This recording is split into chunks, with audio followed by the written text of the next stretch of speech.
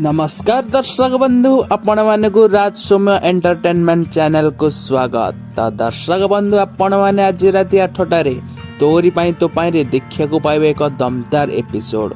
कहीं ना यही एपिसोड रे कामिनी एवं जशोदा माँ हॉस्पिटल रे जुक्ति तर्क सिया एवं दुर्गा पाई होछंती। ठीक समय रे हॉस्पिटल रो नर्स कहउछंती आपण माने दया करी पाटी चुप करंतु, पेशेंट को टिके शांति रे सोइबा को दियंतु।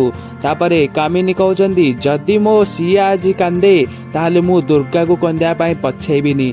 तापरे जशोदा माँ कहउछंती आपण जदि दुर्गा को कंदेबे ताहले प्रथमे ता माँ जशोदा को आपण को सामना करिया को पड़िबो। आपण भ्रम रे अछंती केउटा ठीक केउटा भूल। खूब शीघ्र जेउटा ठीक आपण आखि सामना को आसीबो आ आपण सेते बेले जानिया को पाइबे जे आपण केते बड़ भूल करिसंती।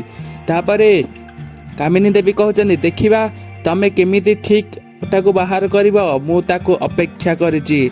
एतिकी कहि जशोदा माँ आ कामिनी अनुज को पाखक जाउछंती आ अनुज को कहउछंती आई होप आपणक देह भल थिबो आ मु देवी माँ पाखरे प्रार्थना करूछु कि आपण खूब शीघ्र भल होई जांतु।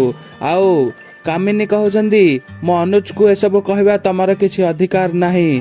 तापरे अनुज जशोदा माँ को पूरा तीक्ष्ण नजर चाही रहउछंती आउ तांको नेकी कांदुछंती। आ जशोदा माँ कहउछंती आपण चिंता करनी, सतटा खूब शीघ्र सामना को आसी जीव। जशोदा माँ एतिकी कहि चली जाउता समय रे अनुज तांको साड़ीटी को धरि पकाउछंती आउ कहउछंती सिया।